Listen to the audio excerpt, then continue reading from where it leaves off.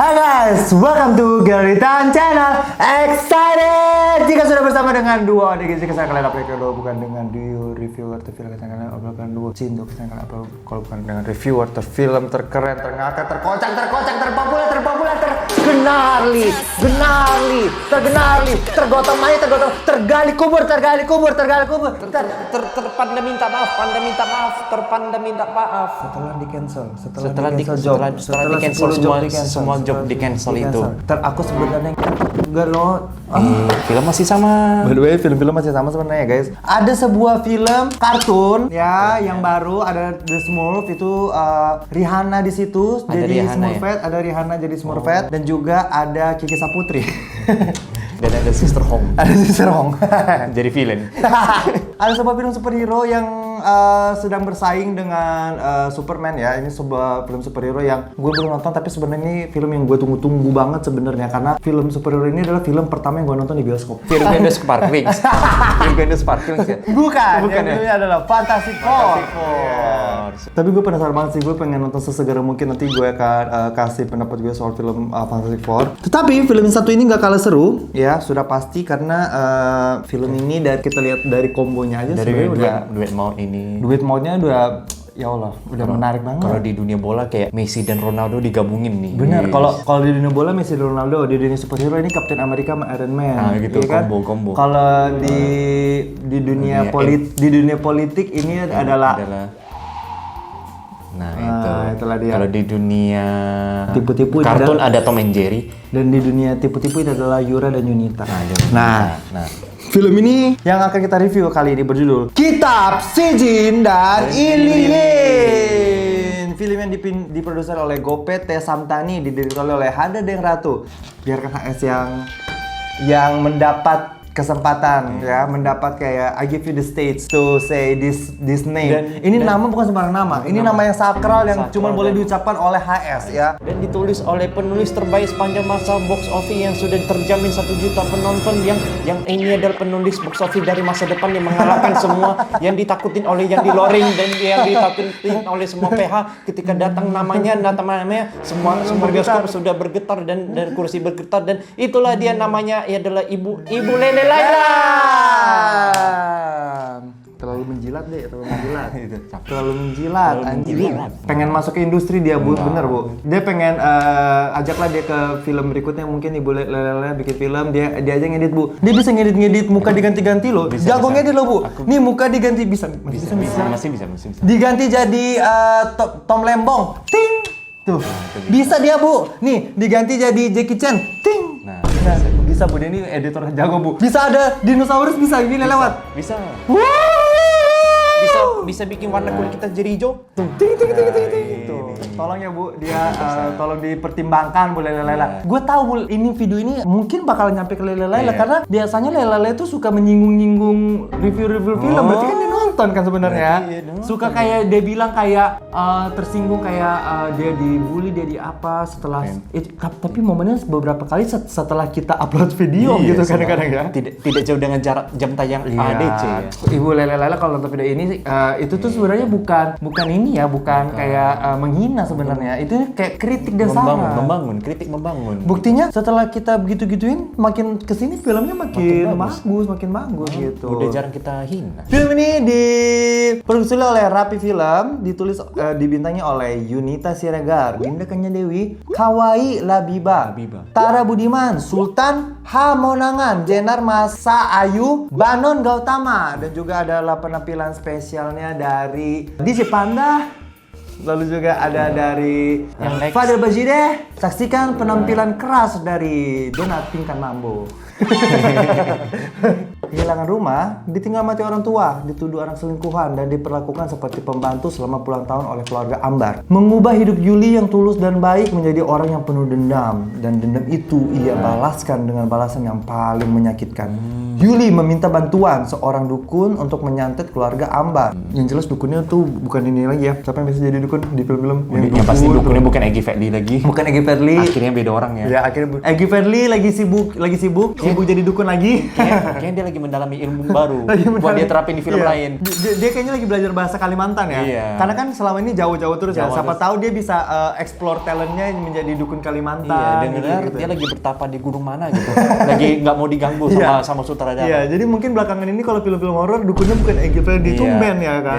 Biasa. Yuli meminta bantuan seorang dukun untuk menyantet keluarga Ambar. Keluarga ini terdiri dari Laras, anak Ambar yang pemarah dan suka mengatur, Rudi, serta ada Tika yang sebenarnya baik hati dan taat agama, tapi tak bisa berbuat apa-apa untuk membantu Yuli. Namun santet yang disarankan sang dukun ternyata sangat mematikan. Santet ini mengharuskan Yuli melakukan ritual memasukkan nama-nama target santet ke sebuah mayat segar yang baru meninggal. Yuli juga harus menyelesaikan ritualnya dalam waktu 1 minggu. Jika ritualnya gagal selesai, konsekuensinya akan sangat mengerikan diterima Yuli. Berhasilkah Yuli membalaskan dendamnya? By the way, film ini sudah tadi bioskop dan kayaknya sih bakal bersaing dengan Fantastic iya, Four. karena ini sebuah film yang proper dan menurut gue kayaknya pasti karena 1 juta per kemarin juga itu masih rame sih ya. Rame sih. Iya. Baru film ini sudah tayang di bioskop. Jika kalian tidak ingin tekan spoiler, silakan kalian Darling hold my hand, nothing can just to holiday for only 500 pounds per person. Don't forget to buy nothing but just to holiday for 100 person per person. Don't forget to buy nothing pounds. Jet to holiday. Bahas Ya. Kogera. Iya. Ya, boleh nggak bilang iya nggak? Enggak. Apa yang kita suka? Lele dari Laila. film? Hah? Lele Laila aku suka. Apa yang kita suka dari film ini? Lele Laila. Oh, dia suka banget Lele Laila kan, tapi Iya. nggak apa-apa. Fetish orang beda-beda. Nah, kalau Anjing. oh beda. Beda sih. Enggak. Yang gue suka dari film ini adalah yang pertama, ini adalah sebuah film yang proper, film yang meskipun Ringan sih, hitungannya ringan banget. iya ringan, jadi kayak maksudnya ceritanya nggak berat, nggak ada plot twist yang terlalu bahkan hampir nggak ada plot twist ya sebenarnya. Kayak kita Malah tuh kayak nggak ada plot twist sih iya, soalnya. jadi kayak Udah di review dari awal. Filmnya- Kisah filmnya. filmnya tuh kayak nonton film itu kayak film apa ya, ibaratnya kalau orang itu dia ini orang yang baik-baik gitu ya. Jadi kayak yang nggak ada punya intensi buruk ke orang, kayak kalau digambarkan modelnya dia ini kayak AA Bandung gitu ya, yang kalem, yang lurus apa ya, karena film ini tuh bener-bener lurus, bener-bener nggak Jadi yang kayak saking nggak ada plot dan nggak ada kejutan, ini seperti dokumenter. Dokumenter aja gitu. Iya benar, jadi kayak bener-bener filmnya tuh nggak bikin mikir. Kalau kalian emang suka film yang nggak mikir, ini adalah sebuah film yang bisa kalian pertimbangkan untuk nonton ya. Tetapi biasanya ya, film itu ada yang lurus-lurus aja, nggak ada plot twist yang gimana-gimana banget, tapi bosenin. Iya. Nah, bedanya sama film ini adalah Ini malah nggak bosenin ya. film ini berhasil meskipun dengan alur yang tidak terlalu gimana-gimana banget, tetapi film ini tuh berhasil bikin kita itu tertarik. Mereka tuh jualannya apa? Banyak. Mereka tuh Banyak yang sih. pertama ada jualannya dari acting. Acting. Ya kan, actingnya Dinda Kanya Dewi sama ya si mamanya Dinda Kanya Dewi tuh best banget loh. Lalu dari special effect-nya menurut gue luar biasa banget sih. Biasa Kayak sih, gila ya. kayak yang dia jahit-jahit mayat, dia bedek-bedek mayat itu bener-bener kayak mayat. Gue nggak ngerti gimana caranya mereka bikin itu ya, kayak Dan kadang kan adegan motong-motong kulit itu paling ambil kamera lain yang agak jauh, tapi ini Iya, benar dikasih di zoom loh, kelihatan Iya. kayak mulutnya. Seperti gitu. seolah-olah dia tuh kayak mau pamer, nih gini caranya bikin adegan thriller yang benar gitu ya. Itu levelnya menurut gue ya, level apa? Kayak udah level Hollywood Udah banget. kayak Hollywood sih ini. Udah level Hollywood anjir. Apa ya, kayak mereka tuh itu tuh kayak beneran dibuat, bukan di CGI. Iya. Iya kan? Dan ada di beberapa scene, mayatnya itu per setiap hari itu makin menghitam, makin membusuk gitu loh. Jadi mereka memperhatikan sampai situ loh, continuity mayatnya gitu. Soalnya kan mayatnya kan di luar tanah, jadinya menghitam, membusuk gitu. Itu keren banget. Terus juga kalau kita mau berbicara soal jadi kan di sini ceritanya tentang santet ya. Yang pelakunya udah di review dari Udah awal. di-review dari awal dan kita tuh udah tahu gitu. Jadi kayak sebenarnya yang kita tungguin adalah gimana cara dia menyantet orang-orang itu. Kan ada beberapa orang yang dia santet. Nah, serunya tuh di situ tuh. Nah, biasanya kan kalau film santet tuh ya paling ya itu lagi kayak apa lagi. sih, kayak muntah darah gitu Iya. lagi, paling kayak apa. Kalau ini enggak. Setiap orang punya cara matinya yang berbeda-beda dan sih. tiap orang itu bertahap anjir. Dari yang tadinya Makin cuman serem ya. Iya, dan tadinya cuman kayak dia tusuk kepalanya pakai papan jelang oija itu. Ada yang cuma jatuh ke keramik gitu Iya, ya. terus mulai lagi ada yang matanya keluar lalat sampai ujungnya ada yang kepalanya tergeprek sama sama pagar pagar apa pagar apa toko. sih? Ini pintu geser. Tralis, pintu teralis itu loh. toko. Itu tuh gong banget sih. Itu gong banget menurut gue. Ya si Laras lah. Si Laras itu kayak dibuat dia berubah jadi kesurupan kan. Itu is giving Evil Dead banget sih. Vibes-nya tuh kayak Evil Dead ya. Serem sih anjir, menurut gue tuh kayak seru dan ini film adalah film horror religi yang menurut gue kayak masih bisa diterima. Dan researchnya matang sekali sih ini. Untuk orang yang bukan dari agama Muslim, kita kan non Muslim, kita tuh bisa menerima film ini dengan baik sih. Maksudnya kayak pesan moral yang dia ingin sampaikan nyampe dikit di gue. Apalagi researchnya Lele Lela buat proses ritual, aturan santet, cara dunia gelap ini bekerja itu sangat matang sampai aku percaya kayaknya Lele Lela ini udah terlalu banyak. Iya. Gua rasa di titik ini si Lele Lela ini kayaknya dia penyihir sih dia.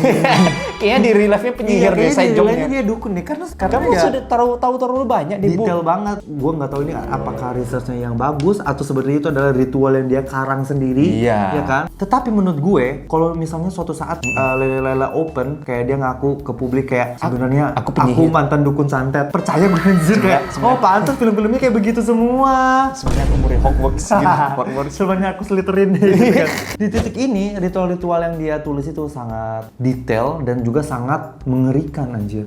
Dan ini aturan-aturannya jelas semua loh. Iya. Apa yang disiapkan, apa akibatnya dan resikonya apa terus gitu. Kayak, udah jelas. Terus kayak menyembah ke siapa, tumbalnya konsekuensinya tuh semuanya rules-nya lengkap gitu. Jadi kayak kamu penyihir sih. Iya.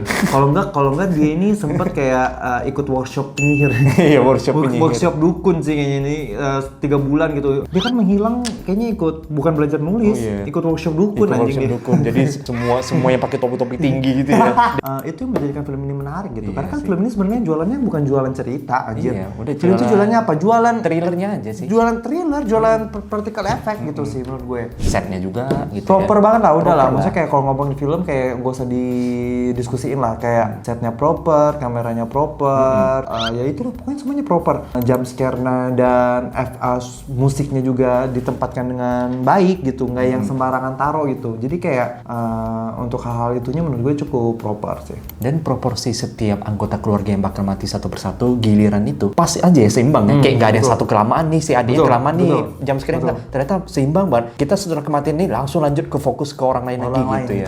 Itu sih. Betul sih, setuju menurut gue. Jadi kayak menarik. Oke, paling itu sih. Paling kayak kalau kita masuk ke catatan hitam film Kitab Siji dan Ilye. Nah, catatan hitamnya bagi gue adalah mungkin beberapa logika film yang miss di gue, tapi kayak maksud gue itu nggak mengganggu logik aja sih sebenarnya. Warga-warga desa, kita kalau mau ngomongin warga desa juga ya, warga desa itu juga menarik loh. Maksud gue kayak ada satu hal yang dia ngumpul-ngumpul gitu, tetapi kayak aduh ya ampun itu kepalanya geprek gitu-gitu loh kayak. Jadi kayak kerumunannya itu nggak kelihatan palsu. Kerumunannya itu nggak kelihatan palsu dan yang diucapkan itu bener-bener natural seperti gimana sih warga-warga desa yang ngumpul ngeliatin fenomena gitu tuh sih menurut gue itu gue sukanya itu. Nggak kaku. Tetapi ini ada warga-warga desa ya. Maksud gue gini. Jadi kayak si Yuli ini kan dituduh anak selingkuhan dari kecil gitu. Sampai 20 tahun kemudian tetapi kayak gue tahu sih adegan itu tuh mau dibuat kayak seolah-olah satu desa tuh kayak benci dia juga. Benci Yuli juga ya. Tapi maksud gue kayak masa sampai dewasa. Masa gila anjing 20 tahun. Ketika Yuli umur gede, ada adegan Yuli posisinya udah umur 20 tahun. Pulang dari pasar terus warga-warga desa gitu.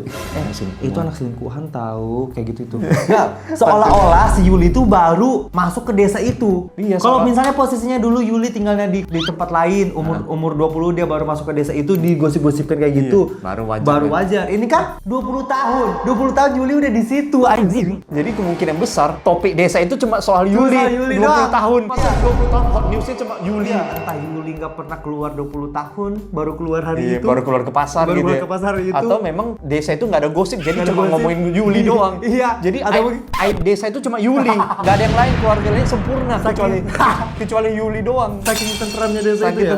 Jadi nggak ada topik. Jadi kalau Pak RT lagi ngumpul, apa kabar Yuli? Gitu dong. Buka topik itu, apa kabar Yuli? Iya, maksud gue kayak itu nggak masuk akal sih menurut gue. Masuk sampai 20 Jadi kayak gue tahu sebenarnya itu tuh adegan itu kayak pengen dilihat lagi pengen dilihatin kayak Yuli itu kayak jadi public enemy ya. Dan untuk memperlihatkan perubahannya Yuli dari awalnya biasa aja jadi makin nggak tenang gitu ya. Iya, but I think there's a better way to do it gitu. Ada cara lain yang lebih bagus untuk mengekspos storyline yang itu sih menurut gue ya. Kayak gitu sih. Apalagi Di situ tuh terkesan dibuat-buat aja sih menurut gue. Itu yang pertama. Yang kedua nih menurut gue adalah sebenarnya gue nggak tahu sih kenapa pemilihan karakter Yuli ini di sini tuh dia tuh kayak jadi villain yang jahat banget. Padahal sebenarnya menurut gue ya apa yang dilakukan Yuli itu wajar sih menurut gue. kayak seimpas ya. Kayak lu tuh dari lahir lu tuh disiksa anjir. Terus kayak lu dituduh anak selingkuhan anjing Dan lu kerja di keluarga lu sendiri gitu. Iya, dan lu tuh dikasih makan tuh dihambur di lantai. Iya. Menurut gue kayak ketika Yuli gede dan dia dendam. balas dendam, menurut gue itu hal yang wajar. Tetapi kayak di sini tuh seolah-olah dengan adanya tokoh Pak Ustadz, ya. Pak Ustadz itu yang membuat tokoh si Yuli ini jadi kayak villain yang jahat banget gitu. Padahal menurut gue sebenarnya kayak Seimpas. lagi-lagi Ya jangan nggak cuma Yuli sebenarnya. nyantet itu sebenarnya emang salah. Tetapi menurut gue kita Penyebabnya. harus melihat dulu penyebabnya bener. Kayak kenapa Yuli bisa menyantet gitu.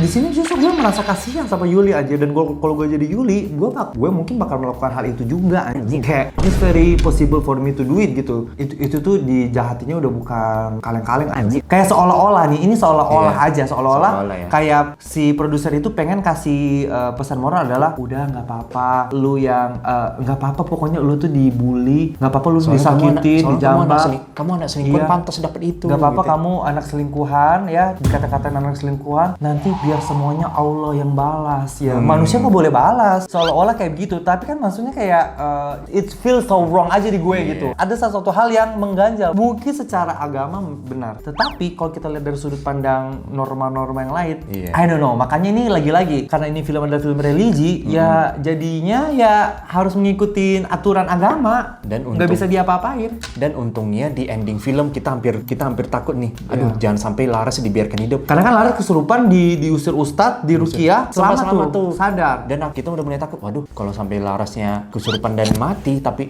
masih hidup, sedangkan si Yuli yang mati, jadi menormalisasikan gitu loh, memantaskan bahwa anak selingkuhan ini wajib mati. Tapi untungnya si Laras ini, Untungnya Laras juga dibuat mati, jadi ya udahlah. kayak udah seimpas semua mati bareng gitu. mati Pelaku bareng. dan korban sama-sama mati Bener. gitu ya. Kayak udahlah. Itu menurut gue sebuah improvement dari Laila ya, bisa menulis cerita kayak gitu. Cuman mungkin next time-nya lebih dipikirin lagi sih, kayak background story karakter itu sih menurut gue penting. Nih kenapa Demon Slayer itu sangat sangat attach ke manusia. Karena setiap demon itu mereka tuh bukan jadi demon asal jadi demon. Mereka tuh adalah orang yang disakitin. Berarti ada backstory-nya. Tiap demon tuh ada backstory-nya yang bikin mereka jadi demon. Kan ini di dunia Demon Slayer itu ya nggak ada aturan yang ya udahlah nggak apa-apa kamu disakitin.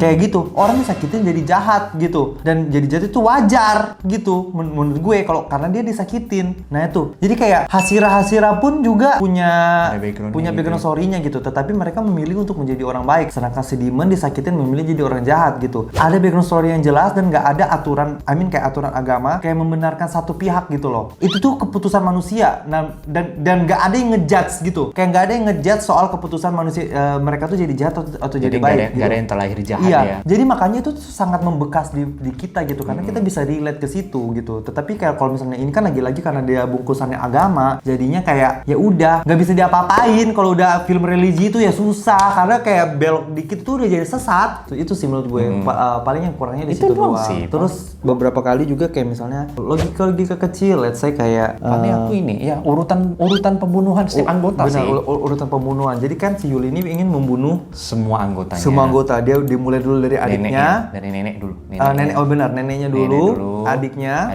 cucunya. adiknya si Anak terakhir. anak terakhirnya si Laras dulu lah. Setelah itu suaminya. Baru Tertinggal Laras sama si anaknya satu ini yang religius nih. Yang entah kenapa anak religius ini tiba-tiba aja dibuat dia religius. Nggak ada background story-nya, nggak ada apanya, religius aja pokoknya. Emaknya jahat, neneknya jahat, bapaknya juga pendiam-diam aja, adiknya tukang main jelangkung.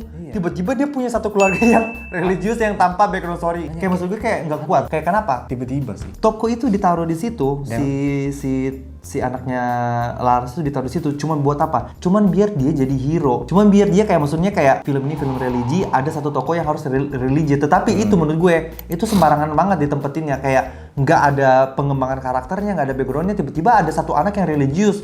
Maksudnya gini, kecuali misalnya si bapaknya bapaknya mungkin religius, atau mungkin bapaknya dulu religius karena ada trauma apa, jadi nggak religius, cuman anaknya masih tetap religius, itu mungkin masih masuk akal gitu. Ini nggak ada hujan, tiba-tiba dalam satu keluarga yang berantakan ada satu sosok anak yang solehah. Menurut gue kayak itu tuh terlalu diada-adain. Biar apa? Biar kayak pesan moralnya nyampe, dan film ini tuh tetap jadi film religi aja gitu. Dan terlalu ketahuan dia tuh disimpan di akhir banget gitu loh. Iya benar. Dan dia akhirnya berani cerita keusahanya pas di akhir-akhir juga setelah kematian hampir semua anggota keluarganya gitu. Kayak gini. Terlalu disimpan. Jadi ketika sisa berdua nih, sisa si Lara sama si anaknya itu, cewek ini. anak cewek itu, entah kenapa si Yuli ini yang dia bunuh setelah itu malah Laras. Iya, malah fokus ke Laras. Padahal kan si Yuli ini berkali-kali dia bilang, aku ingin kamu merasakan apa yang aku rasakan, kehilangan semuanya.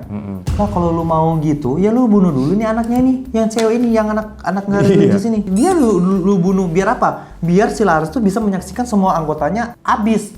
Dia yang terakhir gitu, stres. Ini mah enggak. Malah Gak ada langsung ke yang Laras. tiba-tiba dia Laras dulu yang dia bunuh gitu. Akhirnya apa? Bener aja. Si Yuli nggak bisa dibunuh karena dia Digagalkan. religius, digagalkan Pak Ustadz, dilindungi Tuhan dia. Jadi menurut gue kayak di situ udah agak mulai ngada gitu di situ.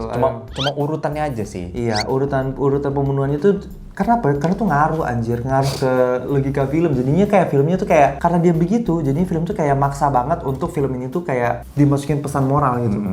Jadi kayak maksa aja gitu sih menurut gue. Itu sih paling kayak gini. Paling kayak dalam waktu seminggu di rumahnya Laras itu ada 3 orang mati anjing. Tetapi warga desa tuh nggak ada yang merasa kalau ada yang nyantet. Iya, masa setelah kematian sebagian besar anggota keluarga nggak ada warga yang hobi gosip tuh. Iya. Masa nggak ada yang gosipin? Gak ada yang gosipin. Kok dia disantet ya? Kalau matinya nggak wajar. Matinya nggak wajar loh. Ada yang matinya ketusuk di leher, ada yang matinya matanya mencolot. Ada yang mati yang kena teralis. Iya, tapi somehow warga-warga itu nggak kayak tiap hari datang ke pemakaman, tetapi ya udah kayak tiap pemakaman itu seperti kayak pemakaman pada umumnya aja gitu. Iya. Bahkan Seperti rutinitas mingguan gitu. Rutinitas mingguan gitu kayak. Bahkan ada satu momen Pak Ustadz gitu. Pak Ustadz juga kayak nggak ada yang curiga. Nggak ada yang curiga lah. Pun si Laras si anaknya udah bilang, "Ibu, kita ini sedang dikerjain orang." Terus kata Laras apa? "Udahlah, kamu jangan terlalu mikir yang aneh-aneh. Kenapa dibuatnya dia sangat bodoh ya? Is either bodoh atau kayak orang yang nggak percaya mistis gitu." Iya. Berarti memang kita percaya bahwa semua warga desa ini nggak peduli sama aib apapun kecuali Yuli doang. Iya, bener. Mereka hanya percaya dengan gosip Yuli. Pokoknya kalau di desa itu juga ada tuyul, pokoknya tetap udah masalah tuyul, bahkan yang paling penting adalah masalah Yuli anak selingkuhan anjing. Walaupun Iya. kayaknya depan mereka ada pocong, mereka pasti itu pasti Yuli. Gini.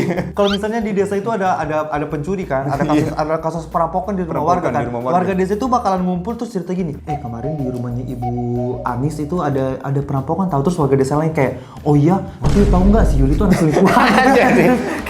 Oh iya. Astagfirullahaladzim. Terus akhirnya ngomongin Yuli lagi. Terus misalnya ada tuyul kayak, kemarin duit aku hilang tahu 50.000, jangan di desa ini ada tuyul deh. Terus ditimpal lagi sama warga. Iya tahu, si Yuli itu anak selingkuhan tahu. Masa sih? Masa sih? Iya.